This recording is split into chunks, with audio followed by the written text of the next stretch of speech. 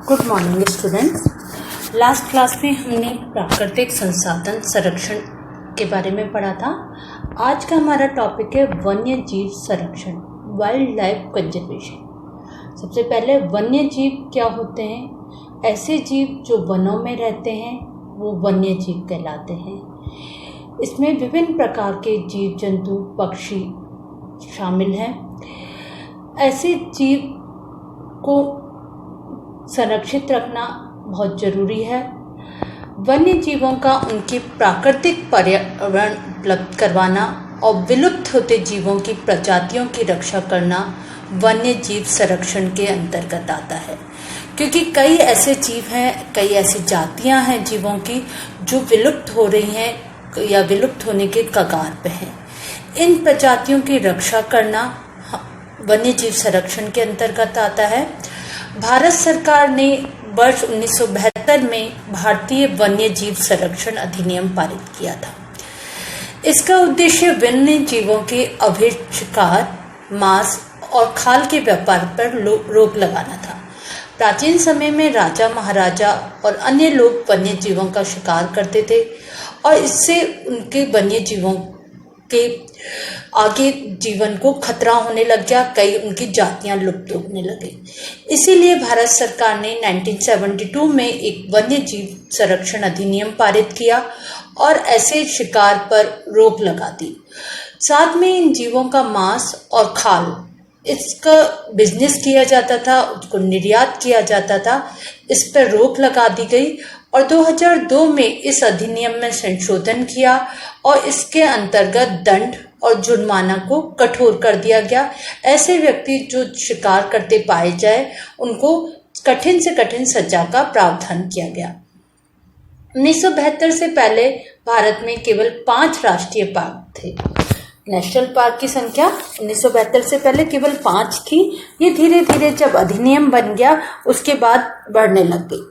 वन्य जीव संरक्षण अधिनियम के अंतर्गत संकटग्रस्त प्रजातियों की रक्षा की जाने लगी, शिकार पर प्रतिबंध लगा दिया गया और वन्य जीव आवासों पर कानूनी रक्षण किया जाने लगा और जंगली जीवों के व्यापार पर रोक लगाने पर बल दिया गया। भारत में 2006 में राष्ट्रीय बाघ संरक्षण प्राधिकरण NTCA का गठन किया गया और भारत में 1973 में बाघ परियोजना का आरंभ हुआ, जिसके अंतर्गत बाघों को संरक्षित किया जाने लगा। कई टाइगर रिजर्व्स का निर्माण हुआ। 2011 में तक की अगर हम बात करें तो 2011 तक 53 बाघ परियोजना शुरू हो चुकी हैं भारत में। वन्यजीव संकट के कारण, ये वन्य जीव संकट में क्यों है, इसके कई कारण हैं। सबसे पहला कारण है वनों की कटाई। वनों की अंधाधुंध कटाई हो रही है। इसके कारण वन्य जीवों के लिए संकट उत्पन्न हो गया है, उनके जीवन के लिए संकट है और उनकी जातियां विलुप्त होने के कगार पे हैं। साथ में ही वन्य जीवों का शिकार किया जाता है। कई लोग अपने शौक के लिए, अपने मौज के लिए इन जीवों का शिकार करते हैं और उनकी मांस को, खाल को, उनके विभिन्न अंगों को सजावटी तौर पर या निर्यात के लिए उपयोग में लेते हैं। इस प्रकार शिकार करने से कई जीवों की विभिन्न जातियां जो कि बहुत दुर्लभ हैं वो विलुप्त हो रही हैं। जनसंख्या वृद्धि भी वन्य जीवों के संकट का प्रमुख कारण है, क्योंकि जैसे जैसे जनसंख्या वृद्धि होती है, नगरीकरण होता है, लोगों को ज़्यादा रहने के लिए आवास की जरूरत होती है और वो वनों का नाश करते हैं। और जनसंख्या के लिए विभिन्न साधन, जैसे हम अनाज के हैं, कृषि कार्यों के लिए, फैक्ट्रियों के लिए जमीन की आवश्यकता होती है, जिससे वनों का नाश किया जाता है, जिससे वन्य जीवों की जातियां खतरे में आ जाती हैं। प्रदूषण भी वन्य जीवों के संकट का कारण है। विभिन्न प्रकार का प्रदूषण, जल प्रदूषण, वायु प्रदूषण और भूमि प्रदूषण, जिसमें हम कहते हैं कीटनाशियों का उपयोग भी वन्य जीवों के जीवन के लिए बहुत हानिकारक है और उससे ऐसे जीवों की जातियां विलुप्त हो रही हैं।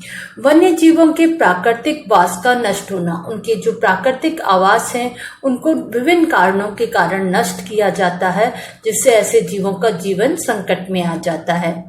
ऐसी प्रजातियों का स्थान परिवर्तन, प्रजातियों के स्थान परिवर्तन से भी उनके जीवों को जो एक हैबिटेट है, नेचुरल हैबिटेट जिसमें वो रहते हैं, वो जब चेंज हो जाता है तो उसमें वो सरवाइव नहीं कर पाते और धीरे धीरे विलुप्त होते जाते हैं।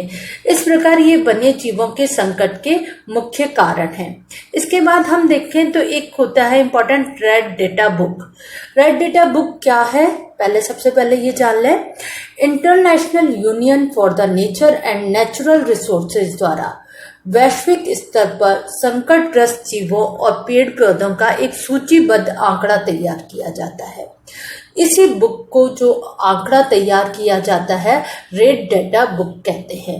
आपसे कई जगह पूछ लिया जाता है रेड डेटा बुक, तो आपको पता होना चाहिए कि संकटग्रस्त जीवों और पेड़ पौधों का आंकड़ा जिस बुक में होता है उसको रेड डेटा बुक कहते हैं। इसमें नामित जो जीव होते हैं उनके संरक्षण के लिए पूरी दुनिया में प्रयास किया जाता है। भारत में इसी प्रयास में 2011 में 57 जीवों को क्रांतिक संकटग्रस्त जीव घोषित किया गया। भारत में ये माना गया 2011 तक कि 57 ऐसे जीव हैं जो कि जिनकी प्रजातियां विलुप्त होने के कगार पे हैं और वो संकटग्रस्त जीव घोषित किए गए हैं।